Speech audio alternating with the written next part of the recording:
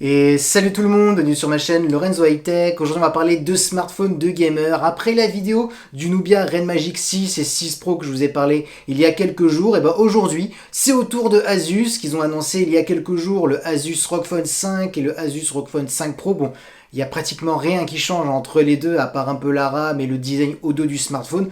Donc du coup, on va plutôt se concentrer directement pour la version Pro. Mais avant de commencer la vidéo, si vous n'êtes toujours pas abonné à ma chaîne YouTube, abonnez-vous, allez 100% high-tech. N'oubliez pas d'activer la petite cloche de notification pour être alerté lorsque je publie une vidéo. Ou sinon ma page Instagram Lorenzo High Tech, je donne souvent des informations, des promotions, tout ça en story. Et maintenant, c'est parti. Du coup, commençons par la face avant de cet Asus ROG Phone 5 Pro. Et ben là, on ne change pas des habitudes. On a toujours le design pro gamer, un design qui n'a pas vraiment évolué par rapport aux anciens modèles. On a toujours un superbe écran, une grande taille pour pouvoir jouer. On a une diagonale de 6,78 pouces avec une définition Full HD+. La technologie d'écran, on est sur de l'AMOLED, ce qui est tout à fait normal pour profiter des contrastes que peut procurer un écran AMOLED, les noirs profonds, les couleurs. Ensuite, bien entendu, on a un taux de rafraîchissement de 144 Hz pour avoir une superbe fluidité lorsque vous jouez aux jeux vidéo. On peut aussi avoir un taux d'échantillonnage jusqu'à 300 Hz, donc ça monte plutôt haut, j'ai envie de dire. Ensuite, on a aussi une compatibilité HDR10+, si pour les personnes qui utilisent aussi ce smartphone pour regarder un petit peu du contenu multimédia. Et concernant la petite caméra frontale que vous voyez, on est sur du 24 millions de pixels, et la sécurité, on est sur un capteur d'empreinte qui est sous l'écran. Donc là, jusqu'à maintenant, on est sur les bases des caractéristiques d'un smartphone pour gamer. Parlons maintenant du dos du smartphone. Et moi j'adore en tout cas le design de gamer. J'aime bien comment Asus travaille vraiment la finition du smartphone. On voit quand même que Asus, c'est vrai que c'est la marque la plus chère dans les smartphones pour gamer face au Black Shark de Xiaomi, face au Nubia Red Magic de la marque Nubia, mais parce qu'il y a quand même certains détails en termes du design, on voit où c'est beaucoup plus travaillé que d'autres marques.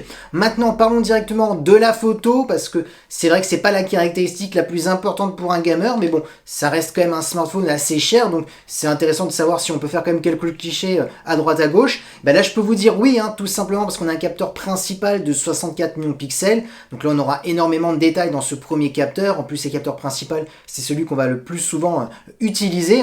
On a ensuite un mode ultra grand angle, donc ça c'est intéressant pour faire des photos à plan large. On est sur du 13 millions de pixels. Et le troisième capteur, c'est un macro. On est sur du 5 millions de pixels pour faire des photos d'objets ultra près. Je suis un petit peu déçu, j'en ai un petit peu marre des constructeurs qui mettent du macro. Ça ne sert vraiment strictement à rien. Souvent, ces capteurs ne sont pas très beaux à voir, j'ai envie de dire.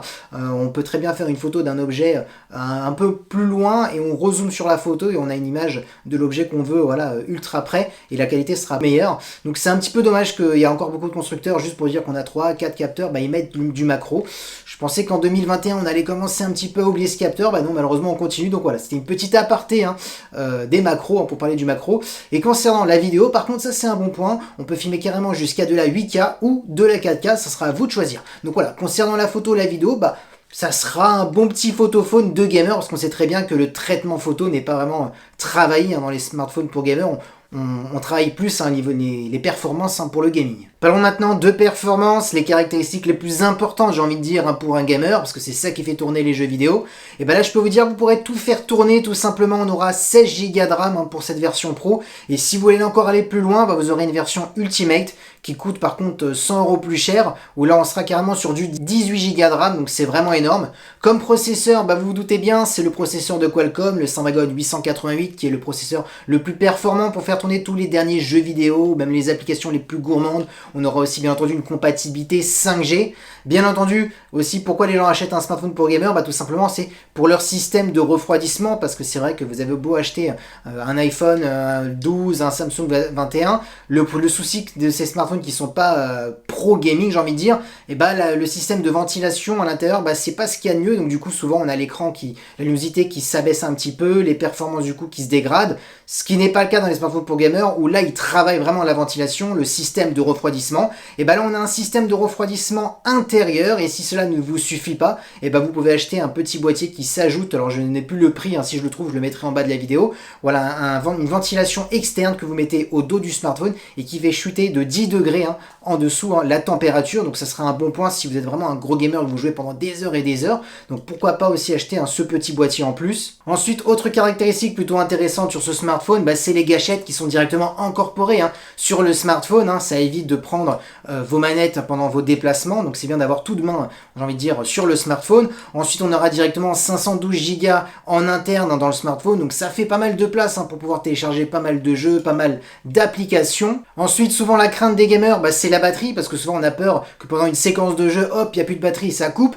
Et là, normalement, ça devrait quand même vous occuper pendant pas mal d'heures, parce qu'on a quand même une batterie de 6000 mAh, ce qui est énorme. Alors on sait qu'avec les performances du smartphone, ça va pas durer comme un smartphone classique, mais bon, ça permet quand même de durer quand même pas mal d'heures, surtout en plus, dès que vous n'avez plus de batterie, vous pouvez le recharger avec un chargeur de 65 watts, donc c'est quand même plutôt intéressant. On a une grosse batterie et de la recharge rapide. Et pour terminer avec la connectivité, on a de la Wi-Fi 6E de dernière génération, on a du Bluetooth 5.2 et on a une prise jack pour les amoureux des casques filaires. Du coup, maintenant vous voulez le prix, on est à 1199 € pour la version 16 Go de RAM et on est à 100 € plus cher pour la version Ultimate où on est à 18 Go de RAM. Maintenant, voilà, qu'est-ce que j'en pense de ce smartphone? C'est un super smartphone, il n'y a rien à dire.